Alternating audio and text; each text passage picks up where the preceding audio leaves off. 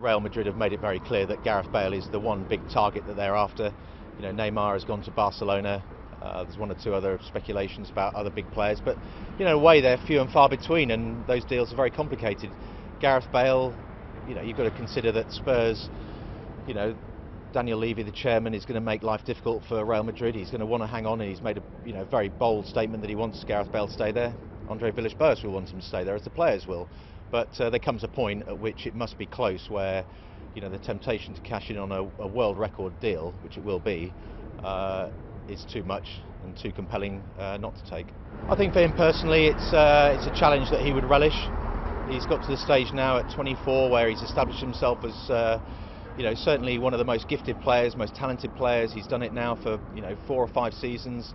It seems that every season he's got better, stronger, more dynamic in his play. So yeah, he's rightly put on that pedestal alongside some of the most gifted players in the world. And as I said, with the fact that they're few and far between, they carry such a premium.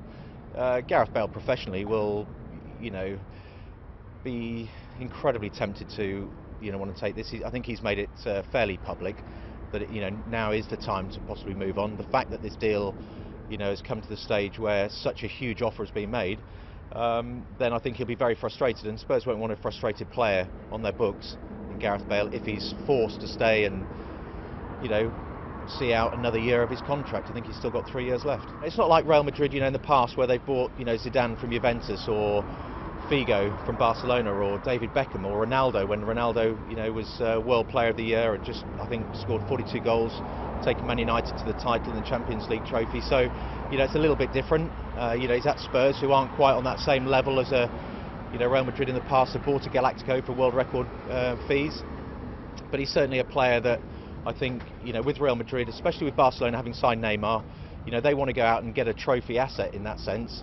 And Gareth Bale fits the bill from their perspective. It's going to be a blow. It's going to be a blow to the morale of the players. Andre Villas-Boas is obviously going to lose, someone who's become effectively their talisman, who's had such an impact as we saw in the Premier League last season.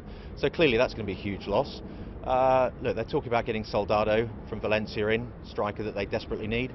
Talking about possibly a player exchange with Contrao, Di Maria. Those two players, if they came in as part of this deal from Real Madrid, would be great assets to the squad.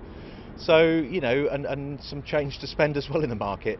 And Spurs are a club that, if they want to move on, maybe this is a deal that's too good to turn down, and they can go in and get four or five really top class players that to that squad will make all the difference to challenge and enable them to get up into top 4 and qualify for Champions League football. It's a difficult one, as a former Spurs player. I don't think the fans will thank me for saying that. But I think professionally, when you look at players, the time probably is right for him to move on, and for him to challenge himself on the biggest level, on the biggest stage. And it doesn't come any bigger than Real Madrid.